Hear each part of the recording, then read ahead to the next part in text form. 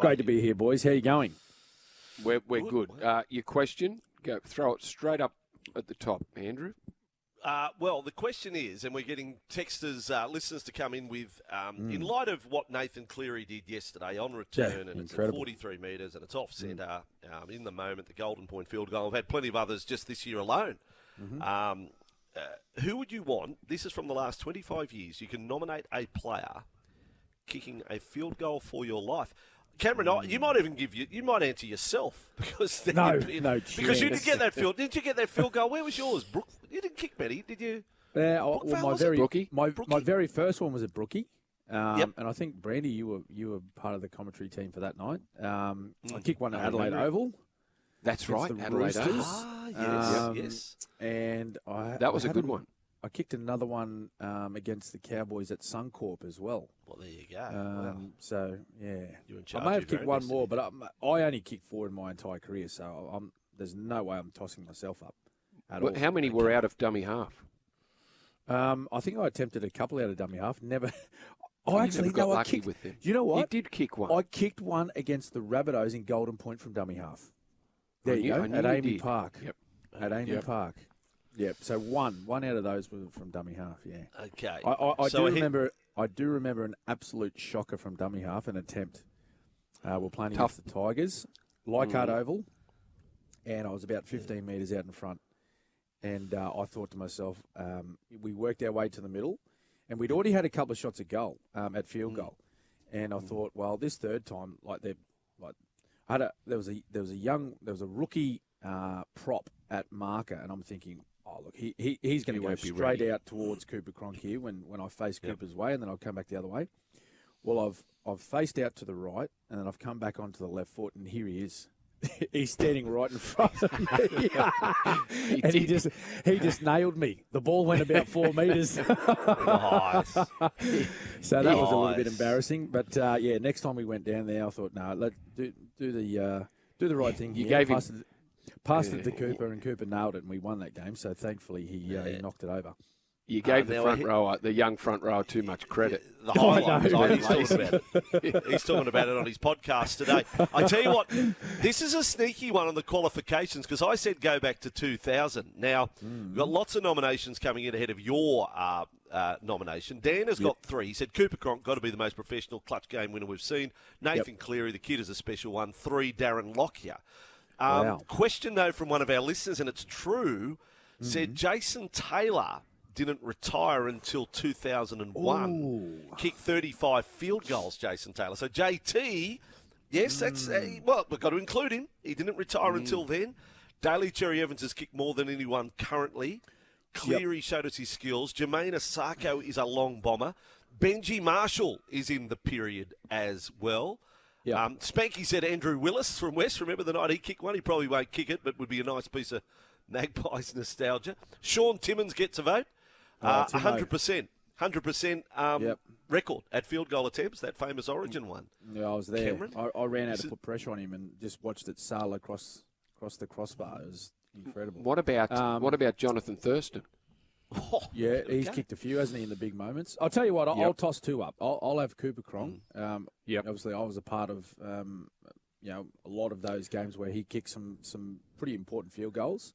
But it's hard to go past DCE. He's kicked more field goals than anyone in the competition over the last 10 years. Is that right, Vossy? In the modern era, and both feet, Cameron. Yeah, that's both right. Feet. So he's a right footer, but he's nailed probably 2 or 3 off his left foot. So he just consistently comes up with those field goal plays.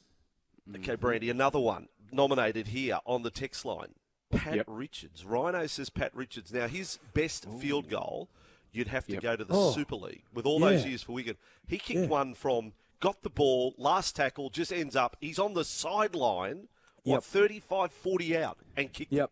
That is one of the great field goals. That was a nothing play too. It looked as though like there was nothing happening, and then Paddy just grabbed it and thought, I'll just have a shot at field goal. And he launched it. He could kick a ball, though, couldn't he? Yeah. He was the famous for the kick-offs, wasn't he? That field goal, that was very similar. Remember Braithen Nasters at the footy stadium? Outrageous. That was outrageous. How that just how that transformed, how the ball went sort of left and he was standing like, then all of a sudden the ball found its way back to Braith, who was a long way off centre when he kicked that. Here's another nomination that we've forgotten about. Jamie Soward. Martin says Jamie Soward, he could kick a field goal. He could kick a field goal under pressure. From the moment he came into the grade, Dragons and the Panthers. Remember, he was doing it for that Roosters jersey flex side all those years ago, where he was kicking a field goal. Trent Hodgkinson. Trent Hodgkinson. There's another one from Louis. Kicked 3 games in a row. I think he kicked 2 or 3 in one game. I think he did. So, well, Matt Burton kicked 2 in a row just recently off the post on both occasions. Cooper Cronks, was it 2012? Did you pass him the ball, Cameron? When he kicked that, was it 40 something? Yep. It was about 45, 50, wasn't it? Yep. Yeah, about 45. Yep. That was a big moment, wasn't it?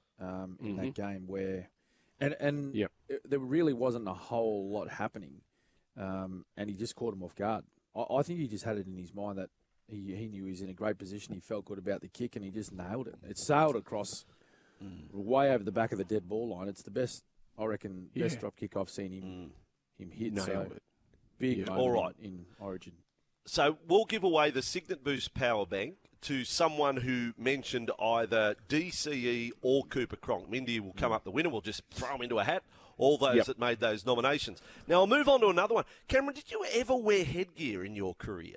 There's one for you. Did you ever wear headgear? And if so, why not? Or in first was it ever something you considered? Yeah. No, never. No, I never wore headgear. No, it wasn't something you contemplated? No, it wasn't. No, I wore headgear for half a season in my junior footy days. So I got a little bit of a bump on the head one day, and then my mum said, "Mate, that's it. No, you got to wear headgear, or else you're not playing next week." So I put it on. I wore it for maybe 4 games, and then I said, "Oh, this thing's got to go. Like it's way too hot. Like growing up in Queensland, it's way too hot to wear headgear," and threw it away. And that was it. I never wore it again in first grade.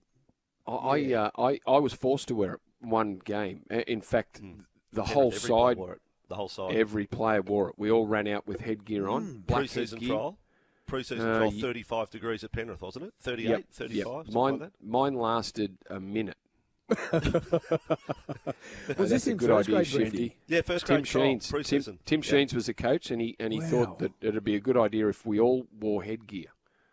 Was that like remember the Dragons teams of the early 90s where what coach was it that made them wear those torpedoes? Torpedo shorts. That'd be was it David Wade or Brian Smith? It was Brian Smith, yeah, maybe. Brian Smith, maybe. Yeah, it would have been Brian Smith, yeah.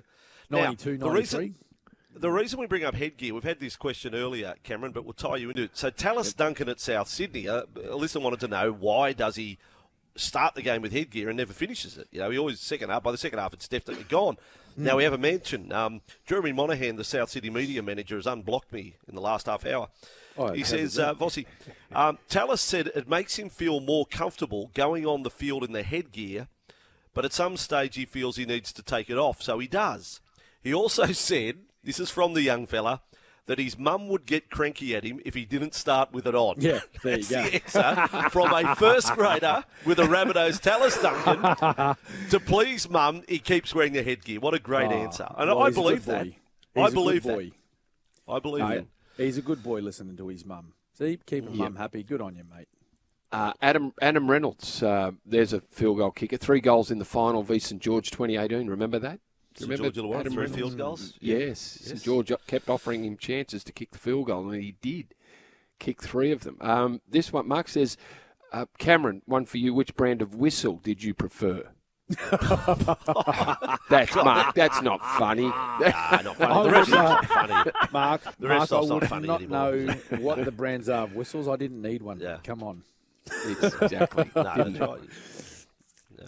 Lee Breers, who was Lee Breers is the current coach of, he's assistant coach at Brisbane. Broncos. Is he still there? Yeah. He's still there. 76 field goals. Yeah. That one's from Jolie. Wow. 2000 Jolie World Kane. Cup against Australia, Wales v Australia at Huddersfield. And I think he kicked 3 in the first half. Like Wales were leading Australia at half-time. Freddie played one of his finest games for Australia, Brad Fittler, for Australia to come back in the second half. But Wales were on top, but also went with the mentality, every time we get down there, if it gets to the last tackle, Let's not walk away empty-handed. Let's pop over a point. So Brisbane go bang. And they went and led at half-time. Also, Greg Inglis is a nomination as long as you're not too behind. So that's a lovely late nomination. Lovely late nomination. Oh, dear. Yes, poor old Greg. Okay. Terry Lamb did the same. Oh, yeah, Barr did too. Well, he was quite handy, kicking a field goal, Terry Lamb. Just as long as not too behind. Except for two behind, yeah. All right, Okay. let's get down to business. Who do you want to eliminate? Brandy and I have gone with Titans now out. They can't get on a run of wins. Yeah, mathematically, whatever, but they can't. Are you eliminating the Warriors too? After the weekend, after the loss to the Raiders, they're sitting 19 points. They're 5 out of the 8. 7 rounds to go. Cameron, do you want to red felt pen Warriors this morning? Look, it's going to be extremely hard now for the Warriors, isn't it, to get up there? Like they're going to have to win pretty much nearly every game for the remainder of this year. So that's going to be very difficult. We've seen how hard it is for teams to string together wins. There's only been a couple of teams to be able to put together maybe 3 or 4 consecutive victories throughout this season. So, yeah, they've just been so inconsistent this year. So as soon as you lump a bit more pressure on them in the last 6 rounds to say, hey, look, you've got to go out and win every match, I think that might be a little bit too difficult for them at this part of the year. So, yeah, I reckon the line is through the Warriors, unfortunately. Considering how good they were last year and how, there was so much support for the Warriors, the whole up the wires thing started, and, everyone wanted to see them do really well. But, yeah, unfortunately, it just things haven't gone right for them this year. No. Can anyone, do you think the Broncos now on 20 points, are they the only team outside the 8 that makes it? You got the Dragons on 24, sitting level on points with the Dolphins and the Cowboys. Or are the Broncos the only team? And do you think they'll make it? Well, there's still, I think we spoke about this last week, a mathematical chance, but it's going to be they're going to have to play their best football in the last 6 rounds of this competition, which, again, they've been very inconsistent this year. They're an outside chance. Like, it's hard to write them off given what they showed us last year, and even in this season when they're playing their best football, it's hard to write them off. But geez, like, it's going to take a minor miracle for the Broncos to get there. They can only really drop one game, can't they? The remainder of this season. Yeah, well, depending on what happens to the sides. 13 wins. 13 wins is your target. If you rest on 13 wins with all the buys, you expect to make the 8. So you've got to get the 13 wins. And once that's Broncos still have a bye up their sleeve, round 24 bye. Well, if they need 13, Vossy, so they need another 5. 5 wins, yeah. Yeah. So This is their run. Round 21 next weekend. This weekend coming, they play the Bulldogs at home. They then have the Titans, the Cowboys, the bye, the Eels, the Dolphins. So they play all 3 Queensland sides, and they run home with the Storm. Yeah, they finish with the Storm, don't they? Yep. Which, depending on how the Storm are travelling, Storm might be in a position to rest players. I reckon. Can I reckon they will. Can I throw one at you, Cameron? I've got some worries for the Dolphins. Now, they competed yesterday, but it's an understrength Panthers side. But the Dolphins draw, they play Newcastle in the final round. Between then, they travel to Perth, Bundaberg and Melbourne. They got Perth, Bundaberg, Melbourne matches within the next 5 games. It's a lot of travel as well. Yeah. Could the Dolphins drop out from being top 4 contender there? Could they be squeezed out of the race? And that would open the door for Brisbane if Brisbane get on a roll and Dolphins go in reverse, then Brisbane take the Dolphin spot maybe. Yeah, possibly. Again, like I'm keeping Broncos as outsiders to get up into that top 8. As I said, they got to come up with a pretty special last 6 weeks of the season to be able to get up there. Considering who they're playing, to finish out the year, I know they're going to buy in hand, but still, they've got to win a lot of those matches. But yeah, the Dolphins, they've done such a good job to put themselves in the top 8 for the entire season. But now they finish with this wretched run into the finals. And considering they've done so well with, injuries and suspensions throughout the year. Like, it would be a shame for them to miss out. I'd love to see the Dolphins play finals this year. Love to. I think everyone involved in the game would love to, but it's a very difficult run home for them. Look, if they get there, fantastic. If not, look, I think everyone would say that they've had a successful season, but it's going to be difficult for them. We have a winner of the Signet Boost Power Bank. So Echo from the Central Coast. Echo wins the Signet Boost Power Bank. Signet, you've got to get the power banks there, and now Echo has one. Brandy, have you managed to actually part with some folding and get one yourself? I've got one. Yeah, I've got a Signet. There we go. Yep. I've got two. I've got the big fat one and the little thin one, and give them a workout. I've got both too. Yeah. Yeah, you get the big and the small. That's it. Yeah. So great to have Signet on board. They've been great supporters of our program, and Echo is the latest winner. We've got more of Cameron Smith in just a moment. Any questions, fire them in 0457 736 736.